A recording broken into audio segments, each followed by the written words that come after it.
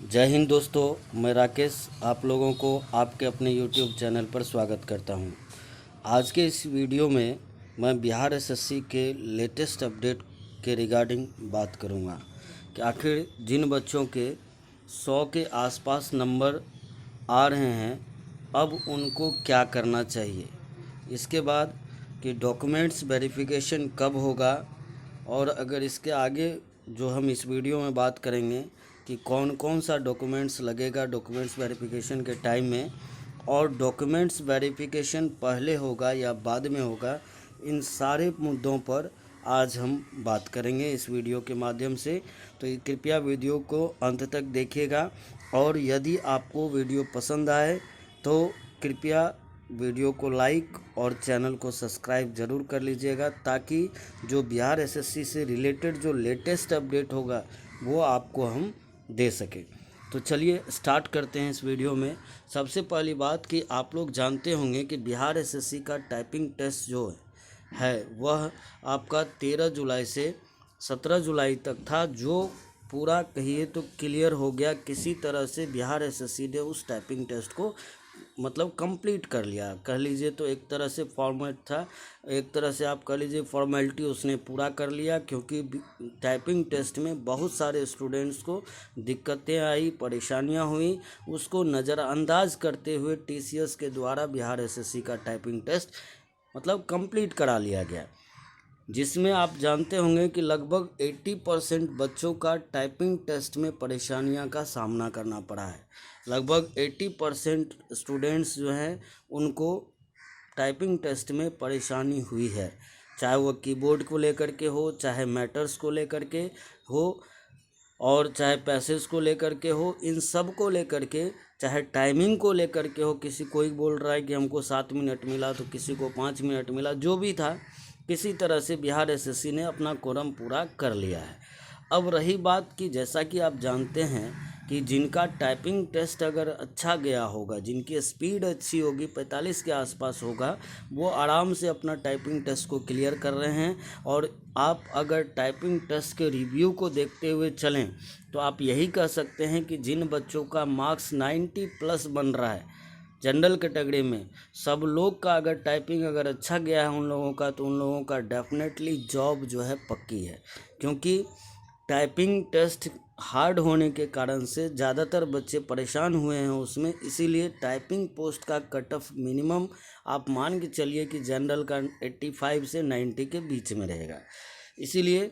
अब जितने भी बच्चे हैं वो सब जो जिन्होंने मतलब कि अपना टाइपिंग टेस्ट भी दे दिया, और जिन बच्चों के 100 के आसपास नंबर बन रहे हैं, वो आप समझ लीजिए कि आपका जो नॉन टाइपिंग पोस्ट का कट ऑफ अगर बनेगा तो वो 105 प्लस से ज़्यादा नहीं जाने वाला है। इसीलिए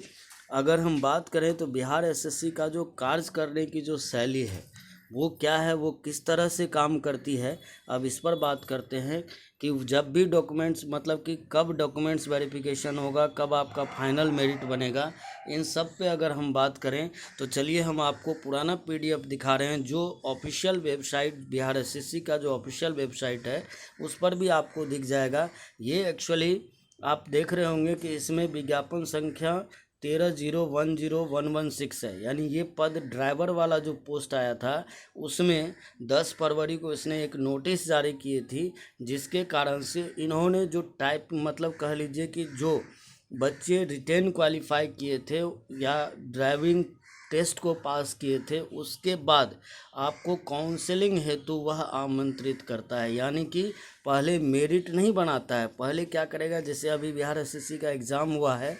तो आप कह लीजिए कि मेंस का एग्ज़ाम हो गया, उसका रिजल्ट आ गया, टाइपिंग का एग्ज़ाम हो गया। अब इस टाइपिंग के बेसिस पर आपको काउंसलिंग के लिए एक लिस्ट जारी किया जाएगा। उस लिस्ट के अकॉर्डिंग आपको काउंसलिंग के डेट पर काउंसलिंग आपको करानी पड़ेगी। यानी कि जैसा कि आप इस लेटर में भी देख रहे होंगे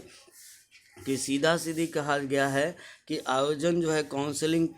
का आयोजन की जाएगी। यानी कि आगे अगर हम इसमें और बात करें तो ये बार बार आपको मतलब कि इसमें बार बार ये चीज़ ज़रूर कहा जाएगा कि आप लोग जो है वेबसाइट को बार बार देखते रहें, ताकि जो अगर काउंसलिंग में कोई डेट का अगर चेंजेज होता है तो उसका भी आपको पता चल सके। तो इसलिए हम भी आप लोगों से यही कहेंगे कि बार बार अपना वेबसाइट को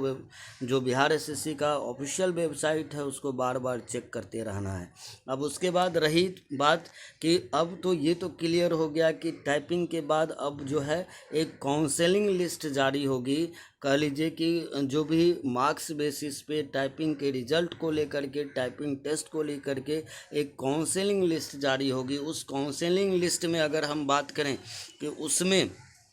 आपको जो है काउंसलिंग हेतु उपस्थित होने वाले अभ्यर्थियों को निर्देश दिया जाता है कि आयोग द्वारा जो एक एप्लीकेशन फॉर्म होगा उसको भर कर के प्रमाण पत्रों की मूल प्रति और 3 सेट 100 अभिप्रमाणित, कहने का मतलब है 3 सेट फोटो कॉपी और के साथ निर्धारित तिथि और समय पर आयोग कार्यालय में उपस्थित होना सुनिश्चित करेंगे। अब रही बात कि सर अगर मेरा काउंसलिंग लिस्ट में नाम आ गया तो अब कौन कौन से डॉक्यूमेंट्स की ज़रूरत पड़ती है, तो देख लीजिए ये आपको बिहार एसएससी का ही ड्राइवर में ही जो मांगा गया था उसी के अकॉर्डिंग आप कह लीजिए कि 10+2 वाला इंटर लेवल का जो होगा इसमें भी मांगा जाएगा। सबसे पहले कि आपका जो लिखित परीक्षा हेतु निर्गत प्रवेश पत्र यानी कि जो पीटी और मेंस का एडमिट कार्ड है वो चाहिए। मैट्रिक का मतलब कि अंक पत्र, रिजल्ट, मार्कशीट और आप कह लीजिए कि सर्टिफिकेट दोनों चाहिए। इंटरमीडिएट का भी आपका अंक पत्र और प्रमाण पत्र यानी कि रिजल्ट और मार्कशीट और आपका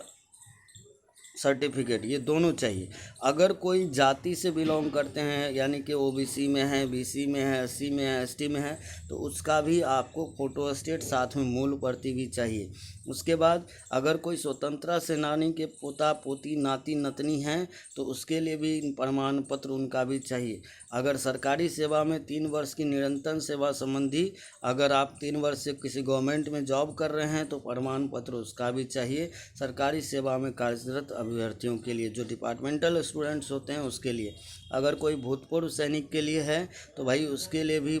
मतलब कि एक प्रमाण पत्र जारी किया जाता है, वो भी आपको चाहिए होगा ताकि भूतपूर्व सैनिक का जो रिजर्वेशन होता है वो प्राप्त कर सकें। इसके बाद अगर हम बात करें तो इसके अलावा देखिए अगर फिजिकल हैंडीकैप्ड है तो वो तो चलेगा, कोई दिक्कत नहीं, उसका भी सर्टिफिकेट होता है, वो भी पीएच का सर्टिफिकेट लेकर के आएंगे।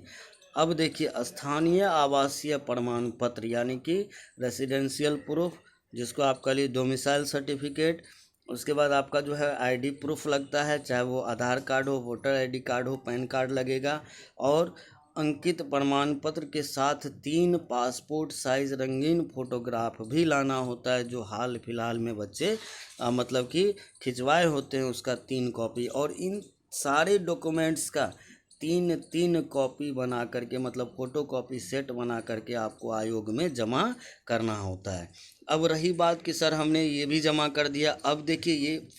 ये जो फॉर्म है एप्लीकेशन फॉर्म जो आपने ऑनलाइन भरा है, उसके बाद आपको काउंसलिंग के टाइम में भी एक फॉर्म भरना होगा जिसमें आपको रोल नंबर, नाम, फादर्स नेम, गृह जिला, जन्म तिथि, आपका जो भी डेट एप्लीकेशन का जो लास्ट डेट होता है या एक निर्धारित तिथि होता है उस तिथि तक आपका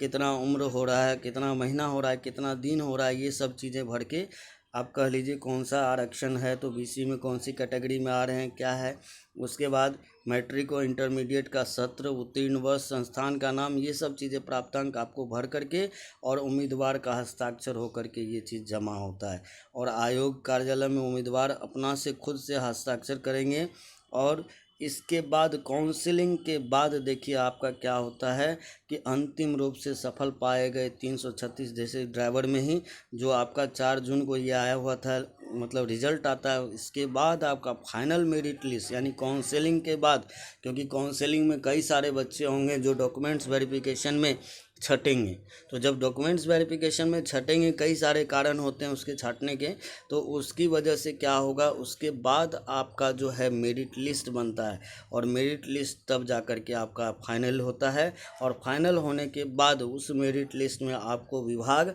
आपका डिपार्टमेंट, आपका कैटेगरी, आपका serial number, roll number, name, category और विभाग के नाम से एक लिस्ट जारी होगा, यानी फाइनल सिलेक्शन लिस्ट आपका डॉक्यूमेंट्स वेरिफिकेशन यानी कि काउंसलिंग के बाद जारी होता है। तो इसलिए बच्चे जितने भी स्टूडेंट्स हैं जिनका 100 नंबर के आसपास हैं, सब लोग अपना अपना डॉक्यूमेंट्स तैयार कर लीजिए, क्योंकि डॉक्यूमेंट्स वेरिफिकेशन अब होगा, उसके बाद आपका क्या कहते हैं फाइनल मेरिट लिस्ट बनेगी। तो चलिए आज के वीडियो में इतना रखेंगे, नेक्स्ट वीडियो में नेक्स्ट अपडेट के साथ मिलेंगे, तब तक के लिए जय हिंद, जय भारत।